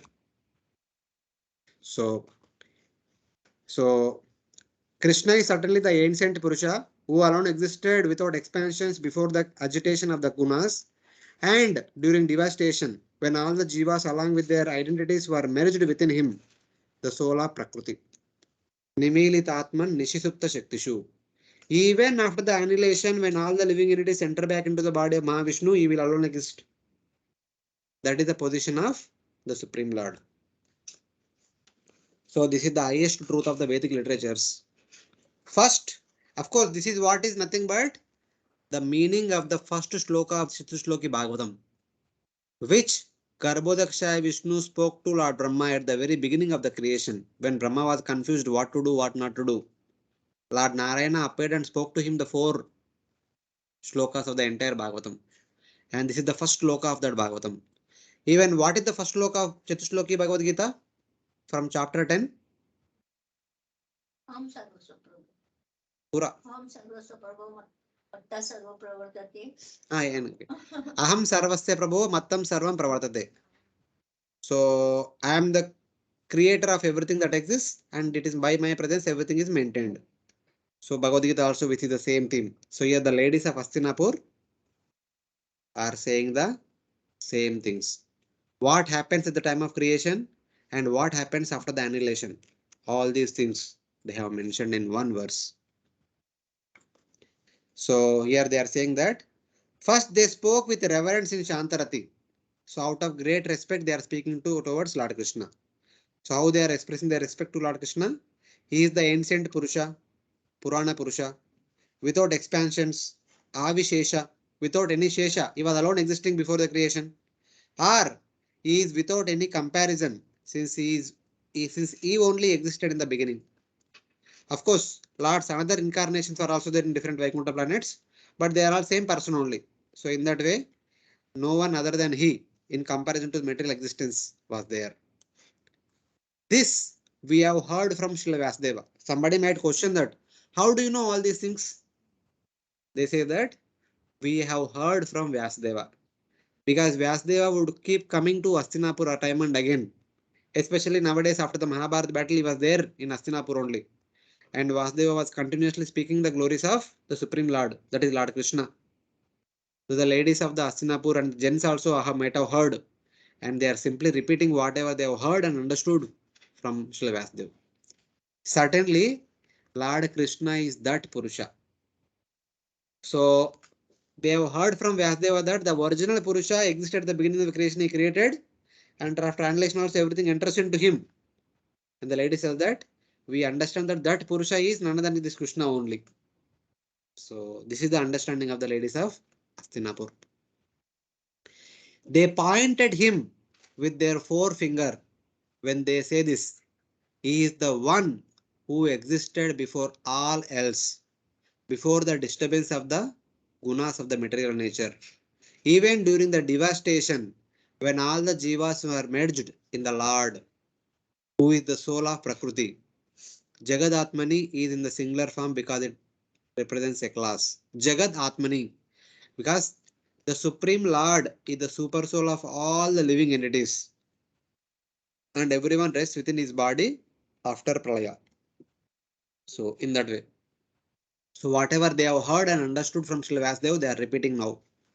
At the time of devastation, the destruction is not complete because the ignorance of the jivas has not been destroyed. So when there is pralaya or when there is destruction, everything we see around us is destroyed. The entire world consisting of all the beautiful buildings and roads and other things, everything is destroyed. Even our grass body and our subtle body also gets destroyed. But one thing is not even destroyed by even pralaya. Even pralaya cannot destroy one thing, that is ignorance. The jiva's ignorance cannot be destroyed even by pralaya. It will be there with the jiva even after pralaya also. Therefore, it is said at that time, after the pralaya, there is a destruction of the identification of the jivas. This is an accessory to the jivas merging. Even though the jivas lose their subtle body and hence the identity, but the ignorance is not lost.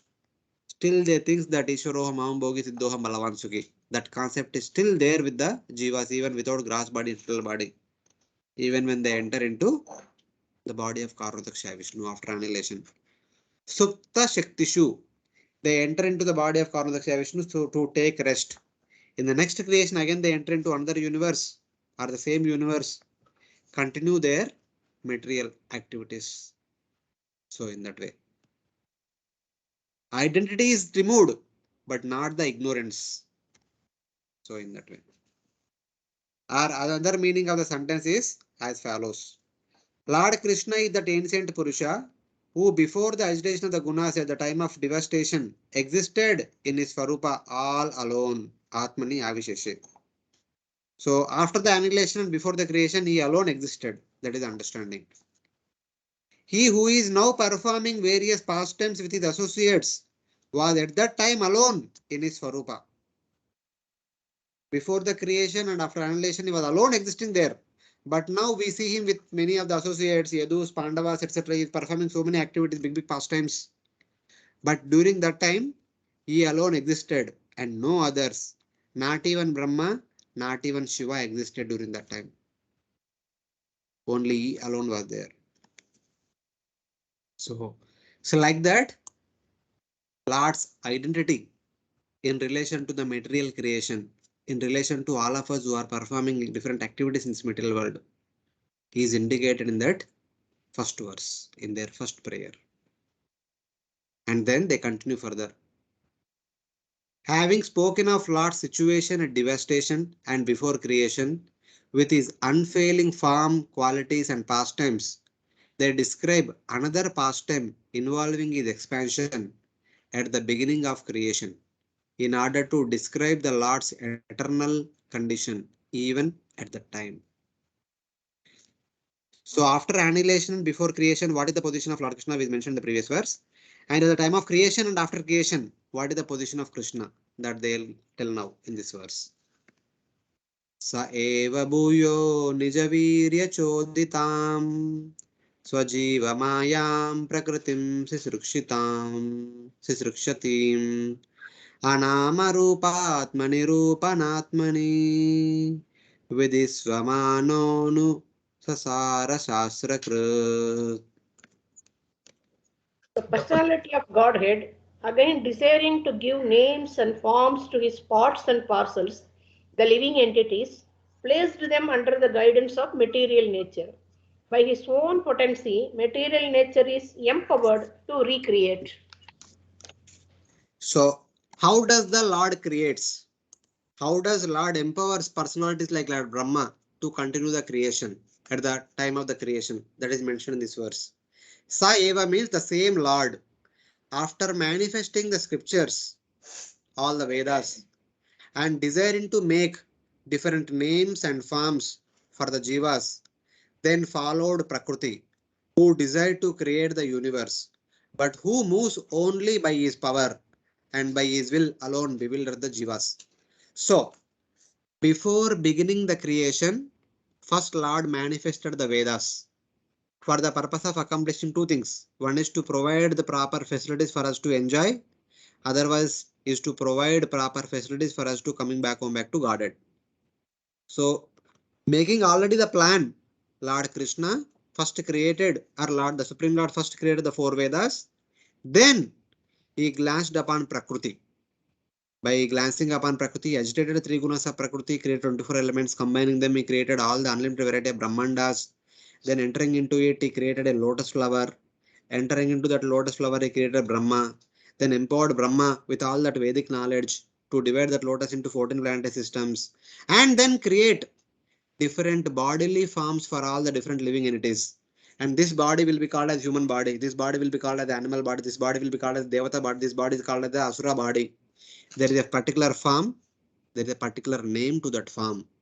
They are all manifested by the Supreme Lord by empowering both Prakriti, the material nature, and also Lord Brahma. So that is what is mentioned here in this verse. So this is what the ladies of Hastinapur is talking. Mahavishnu, manifesting the Vedas at the first moment of his breathing, he instigated Prakriti by his power. So by glancing upon Prakriti, he actually empowered Prakriti to create 24 material elements. Engaged in activity under his control, Prakriti, the controller or bewilderer of Jiva, who are his energies. Both Prakriti and Jiva are Lord's energies, Bahiranga Shakti and Tatastha Shakti. But when Jiva comes under the supervision of Prakriti, Jiva becomes bewildered by false identity. So Jiva by nature an Amsha of the Supreme Lord. But when we come into Prakriti, we consider that, okay, I am a human being. Now I am a man, youth, adult, old, etc. etc. Based on the variation of the body, our identity will also change. So in that way, we are bewildered by Maya, which is also another energy of the Supreme Lord. So that is indicated here. Why does the Supreme Lord follows Prakriti? The Lord follows Prakriti because he desires to make different names and forms such as Devatas, humans and animals for the Jivas with no name and no forms by creating gross and subtle bodies and imposing them on the Jivas. So without our gross body, subtle body, we don't have any identity. Our identity in this material world is only because of our gross body. If our form is male, we say male. If our form is female, we say we are female. If we are in the human body, we say human. If we are in the dog body, we say we are a dog. Our identity is only because of the body. That body is given by the Lord. So in that way. In order to accomplish performance of karma, jnana, yoga and bhakti, the Lord created the scriptures before following Prakriti. So first Lord already created the scriptures, then he glanced upon Prakriti, then Prakriti created 24 elements combining which the universe is formed, the 14 planetary systems are formed, and also our body is formed, whether it is human body, animal body or Devata body or the birds, aquatics or reptiles, any body, nothing but the combination of 24 elements. Why has he created it? In order to provide our facilities for our enjoyment by allowing us to follow Sakama Karma. Karma has two divisions, Sakama Karma and Nishkama Karma. By following Sakama Karma, we can fulfill all our desires in this material world. And we can go back home back to Godhead by following Nishkama Karma, Jnana, Ashtanga Yoga and Bhakti Yoga. They are the four ways one can go back home back to Godhead. And by following Sakama Karma, one can fulfill one's desires in the material world in an approved way without being bound by the rules and regulations of this material world. So in that way. So this is the purpose of the Supreme Lord in creating this material world. And the ladies of Hastinapur talking about all these big things. The simple ladies of Hastinapur. So see their transcendental nature, see their transcendental qualifications, see their understanding of the nature of the Supreme Personality of Godhead. So we'll stop here. Hope all of you are able to follow. There are not much, only simple narration only. Just 2 prayers were there. Hare Krishna. Hare Krishna, Prabhuji. Hare Krishna. Thank you very much. Prabhuji, in the last verse, you said that the ignorance is not destroyed, but the identification is destroyed. Yes. So what does means if identification destroyed means the ignorance is destroyed, no? No. Both are different. Ignorance is different. For example, we are all living in a particular body now. At one point of time, we leave this grass body. Okay? Yeah. We leave this grass body. Does it mean that our ignorance is destroyed? No. Are we going to take another birth or not? Yes, we will take. That means ignorance is still there. Destruction of ignorance means going back home back to Godhead. Only when ignorance is completely destroyed, Jiva goes back to spiritual world.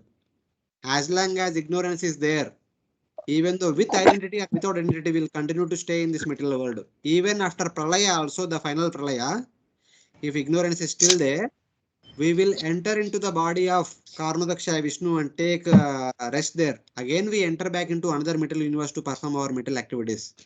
Because ignorance is not destroyed, so we are not qualified to go back to Godhead. So in that way, the body is like only outer covering. If our shirt is not good, we change the shirt. We change our clothes, something like that.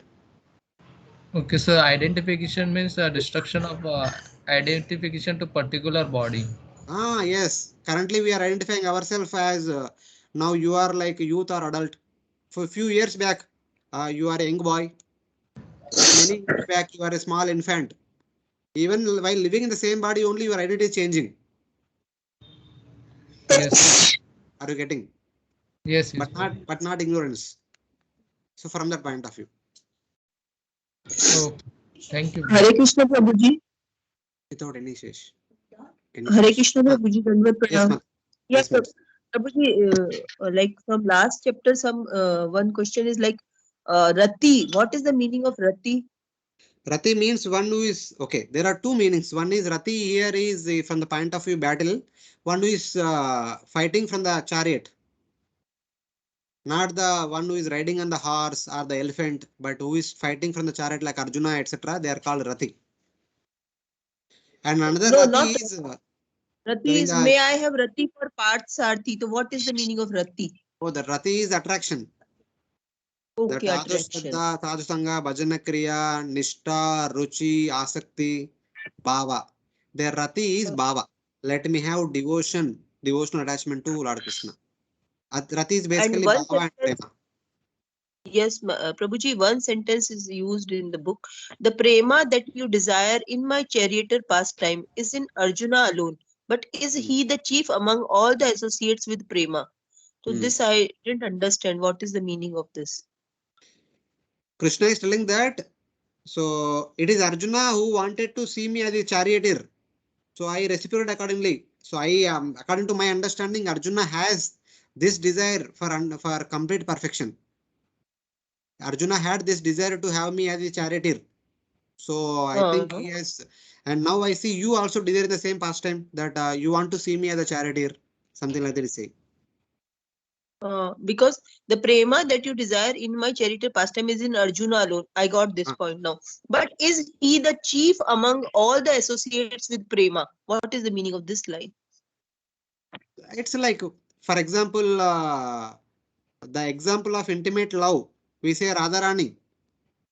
Radharani is the personality of having consisting of highest love for Krishna. And Arjuna is that devotee who has love towards Lord Krishna to see him as his own charioteer. Does any other devotee in the history desire to have Krishna as his charioteer? No. If not Krishna, any other avatara? Only Arjuna. The only one example. Yes. The second example is Bhishma. Yes. So in that way. Oh, okay, got Prabhuji. Thank you, Prabhuji. Hare Krishna. Hare Krishna Hare Krishna. हाँ, प्रभु जी आपने जैसे कहा कि हमारी identity जब तक dissolve नहीं होती तब तक हम स्पिरिचुअल वर्ल्ड में प्रवेश नहीं कर सकते हैं. हाँ, Not identity. Our हम ignorance. Not identity. Ignorance. Okay, तो जब तक हम लोग ये नहीं समझ लेते कि जीवे स्वरूप हो कृष्ण नित्यदास, तब तक we are in the ignorance. Yes, Okay, perfect. okay. Identity keeps changing. In our particular lifespan only we have so many identities. In our childhood we were called as infant, then we are Kaumara, then youthful, after marriage adult, when we eventually become old, grandparents, something like that. One day we die, dead body. We are called. That is keep changing, but not ignorance. When ignorance is destroyed, then we are back to God. Identity is this all you have told. False identity is. वही है current जो भी identity false है. So how long we are human beings? About 60-70 years. Afterwards, we are not human beings. So our understanding that we are human beings is not at all true from the eternal time point of view. So that's why it is false identity. That's why Prabhupada always says that Ahankara means false ego. Ego means identity. False ego means it is a false, and it is not permanent. identity. So that's why it is a false identity or false ego. Hare Krishna, Prabhuji. Hare Krishna. Regarding the ladies of Hastinapur, any mention who were they? General ladies of Hastinapur, speaking such high Sankhya philosophy. Yeah, general ladies of Hastinapur. Not only the ladies in the palace. In the palace of Yudhisthira Maharaj, already we discussed. They were all closing their tears and coming from the eyes. But these are on the main highway. The Krishna came out of the palace and going out of the town. So on the pathway, both the sides, there are so many buildings. From the buildings, the ladies are showering flowers and speaking all these words. These are the city ladies, we can say. The city ladies of Hastinapur. Is there anything who they were anywhere else, Prabhuji? Because I these don't are know. quite Yes, we Sankhya have philosophy. none. Why anywhere else we need?